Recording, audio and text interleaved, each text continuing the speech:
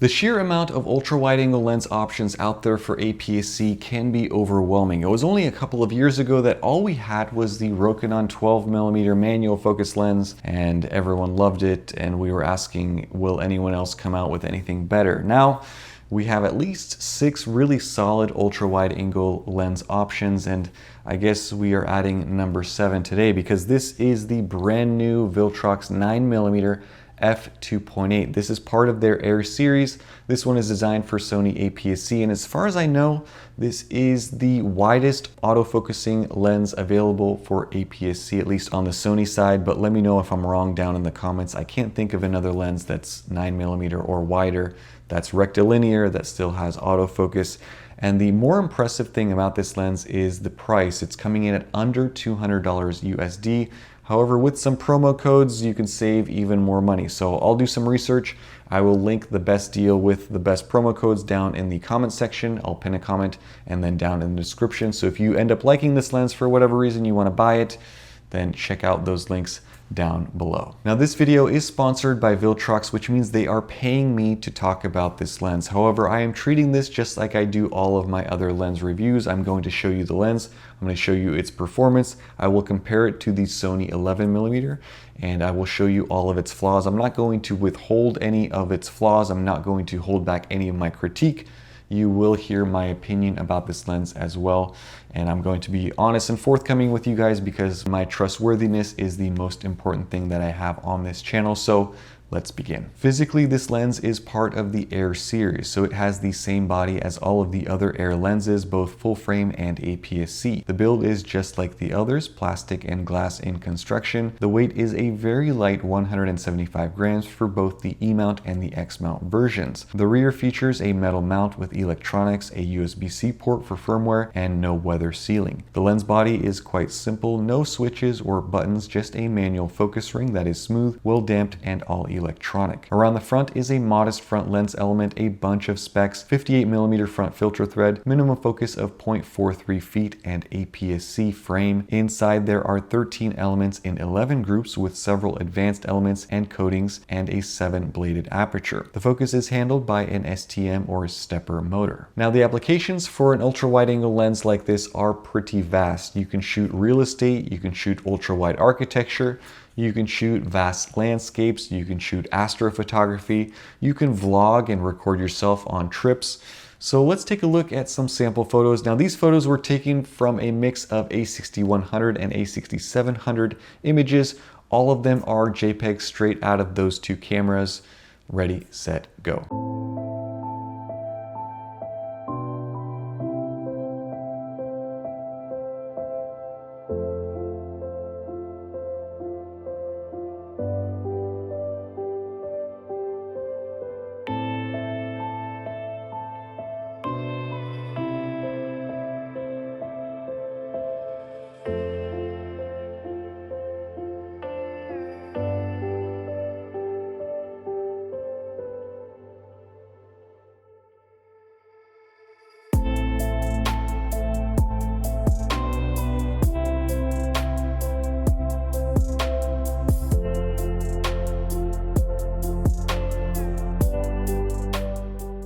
So my expectations were initially quite low with this lens, and I cannot explain why, but I found that its performance is really quite good. I compared it to the Sony 11mm, which I would argue is the sharpest ultra-wide APS-C lens at the moment. At f2.8, the center sharpness looks very close. Impressively, so does the corner sharpness. Slightly more contrast with the Viltrox and a wider field of view at 9mm.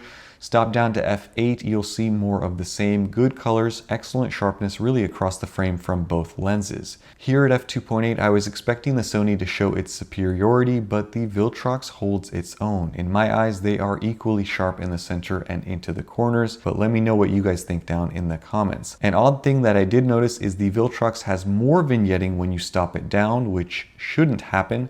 and I can't explain it, at least at f4, so I'll have to look into that later on. Optically, you get great sharpness levels in the center and in the corners. There is a slight mustache-shaped distortion, so the lines are a little wavy, and this means correcting this lens in post is going to be not as easy or simple as barrel distortion or simple pincushion distortion. It is pretty slight, however, so you may not notice it or you may not need to correct it. Chromatic aberration, there is a little bit of it, but it's not extreme or horrible. It seems to be suppressed above averagely well. Loca, however, or longitudinal chromatic aberration, which is color fringing on high contrast autofocus areas. This lens does produce some green and purple color fringing, so that is not good. Loca seems to be a challenge for all lenses, and this one is no exception. Flare performance isn't great on this little 9mm either. You get pretty large flare elements, streaks to the other side, a loss of contrast levels, and I should mention that this is with the lens hood attached. It only gets worse with the lens hood removed. However, I suppose some of you will like this sort of thing, and in normal photos, or certainly with a slightly overcast day, the flare doesn't act quite as dramatic and it is subdued enough. In terms of autofocus, there is a slight noise that you can hear if you put it up to your ear when this lens is focusing from one subject to another. Yeah, are you so happy? Are you the world's happiest baby? Yeah.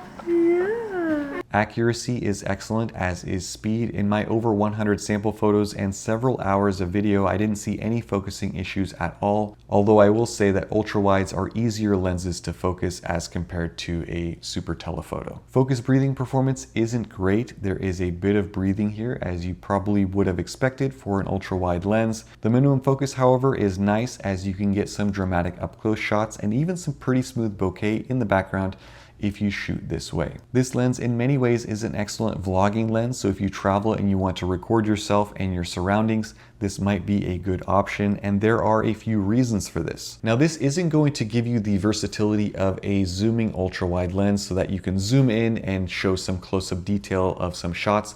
I think for the purpose of vlogging, the Sigma 10 to 18mm is still the ultimate option, but this Viltrox offers you the same f2.8 aperture, so in low light work, it gives you about the same performance. It's not nearly to the level of the Sony f1.8, but it's good nonetheless. And the size of this lens, it's very small, the lens is light, so it makes for a travel-friendly setup. But the big reason that it's good is the focal length. Many of you might be thinking 9mm is simply way too wide, but that is where you are wrong, at least if you have a camera that has stabilization built in. So with APS-C, there is a 1.5x crop, so the equivalent on a full frame, this lens is a 13.5mm.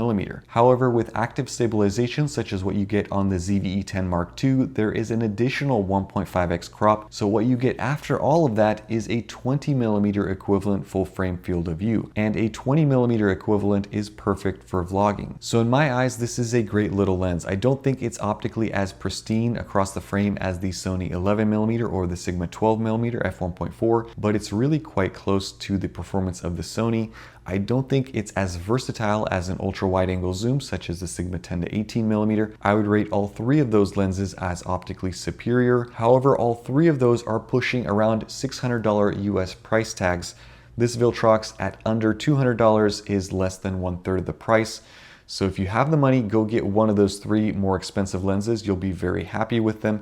But if you want to save money, or if you don't want to invest $600 right away into an ultra wide, you want to test it out, see if you like shooting with an ultra wide first, this Viltrox is a worthy consideration. The samples that I got with it, even the astrophotography shots that I got with it, were better than expected, and it reminds me a lot of the Laowa 9mm. That was a manual focus lens that came out probably almost 10 years ago now. I bought that lens for around $500 US. I sold it years and years later for around $400 US, and I enjoyed that lens. I still miss it to this day, but this feels like the spiritual successor to that one, but with autofocus and with a price tag that is significantly smaller than that Laowa, and optically I'd say it's also superior. So let me know what you guys think down in the comment section. What is your favorite ultra wide angle lens? Is 9mm simply too wide for the stuff that you would use it for? Are there too many great lens options coming out this year? Because I certainly think so. Let me know what you guys think down there. Thank you so much for watching. Stay tuned for more. Have a nice day. Bye-bye.